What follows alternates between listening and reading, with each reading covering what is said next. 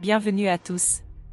Certains noms dans l'histoire sont gravés comme des symboles de terreur, et Klaus Barbie est l'un d'eux. Officier de la Gestapo, il a orchestré des actes de cruauté en France durant la Seconde Guerre mondiale. Tristement surnommé le boucher de Lyon, il a supervisé personnellement la répression implacable contre les résistants et les populations juives, faisant de la ville un bastion nazi. Mais son rôle ne s'est pas arrêté là. Des décennies après la guerre, il a été confronté à ces crimes dans un procès historique. Né le 25 octobre 1913 à Bad Godesberg, en Allemagne, Klaus Barbie rejoint la SS en 1934, puis la Gestapo, où il se distingue rapidement par sa loyauté envers le régime nazi et son absence de scrupules. En 1942, il est envoyé à Lyon, ville stratégique sous occupation allemande, pour y diriger la section 4 de la Gestapo. Ce service, chargé de la répression des résistants, des communistes et des juifs, devient un outil de terreur méthodique entre ses mains. Sous la direction de Barbie, les locaux de la Gestapo situés à l'hôtel Terminus deviennent un lieu emblématique de la brutalité nazie. C'est là qu'il supervise des interrogatoires d'une violence inouïe, où les prisonniers sont soumis à des électrochocs, des coups incessants, et parfois des simulacres d'exécution par pendaison pour briser leur résistance. Barbie ne se contente pas de donner des ordres depuis son bureau. Il participe activement à certaines arrestations et se rend personnellement sur le terrain pour coordonner des raids contre des réseaux de résistance et témoigner du fait qu'il est un homme de terrain. Dénué de toute empathie, il se distingue par sa cruauté calculée, s'acharnant sur ses victimes pour obtenir des informations, mais aussi pour asseoir son pouvoir par la peur. L'un des épisodes les plus marquants de son passage à Lyon est l'arrestation, le 21 juin 1943, de Jean Moulin, symbole de la résistance française. Capturé à Caluire lors d'une réunion clandestine, Jean Moulin est immédiatement livré à Klaus Barbie. Les tortures infligées à Moulin sont d'une telle sauvagerie qu'il succombe quelques jours plus tard. Barbie se vante alors auprès de ses supérieurs, notamment auprès d'Himmler, d'avoir neutralisé une figure clé de la résistance.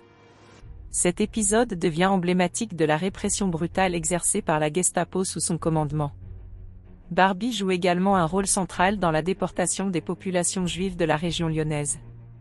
En avril 1944, il organise le raid sur la colonie d'Isieux, où 44 enfants juifs et leurs éducateurs sont arrêtés et envoyés à Auschwitz. Cette opération est un exemple de sa détermination à appliquer les ordres nazis avec rigueur.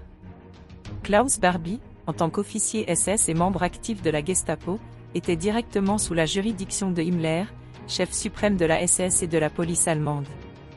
Si leur relation n'était pas personnelle, elle reposait sur une fidélité idéologique et une reconnaissance mutuelle des compétences dans l'application des objectifs nazis. Himmler reconnaissait le travail de Barbie dans des rapports internes, saluant son zèle dans la lutte contre la résistance française et l'extermination des Juifs. Par ailleurs, bien qu'il n'ait pas été un proche collaborateur de Hitler, Barbie bénéficiait des honneurs et des privilèges offerts par le régime nazi pour son zèle. Des rapports sur la répression menée par Barbie à Lyon auraient été transmis jusqu'à Hitler, qui aurait exprimé son appréciation pour les résultats obtenus dans cette région clé de la France occupée. À la fin de la guerre, Klaus Barbie, comme de nombreux criminels nazis, parvient à échapper à la justice. Avec l'aide du réseau des rats, un système d'exfiltration pour les nazis, il se réfugie en Bolivie en 1950 et adopte le nom de Klaus Altmann. Là-bas, il vit dans une relative prospérité, travaillant comme conseiller pour des dictatures militaires et fournissant ses services en tant qu'expert en répression. Bien qu'il échappe au procès de Nuremberg en raison de sa fuite, Barbie est finalement extradé en 1983 sous la pression des chasseurs de nazis Serge et Beate Klarsfeld, un couple franco-allemand juif. C'est en 1979 qu'un tournant crucial se produit grâce à l'intervention d'un journaliste français nommé Jean-Pierre Brard. Brard avait entendu parler de rumeurs circulant en Bolivie sur un homme d'origine allemande menant une vie mystérieuse sous un autre nom. Intrigué, Brard, avec l'aide des Klarsfeld, commença à rassembler des informations sur Klaus Altmann. Il découvrit rapidement des incohérences dans son identité, notamment des détails personnels qu'Altmann ne pouvait expliquer. Brard poursuivit ses recherches en interrogeant des anciens collègues de Barbie et en examinant des archives secrètes. L'anecdote la plus marquante de cette enquête survient lorsqu'un ancien officier de la Gestapo, désormais vivant en retraite en Bolivie, décida de parler après des années de silence. Sous l'impulsion du journaliste Brard, cet homme révéla des détails compromettants sur les activités de Barbie à Lyon et mentionna son véritable nom. Brard organisa une rencontre secrète avec Barbie, utilisant des techniques d'interrogation subtiles pour gagner sa confiance. Au cours de cette entrevue, le journaliste confronta Barbie avec les preuves accumulées, photos de guerre, documents officiels, et témoignages de survivants.